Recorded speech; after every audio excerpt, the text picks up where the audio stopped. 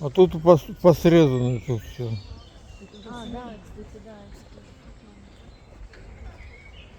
А это, смотрите, не высаженные, а просто вот луковицы. Может, это потом отвезут и в городе посадят.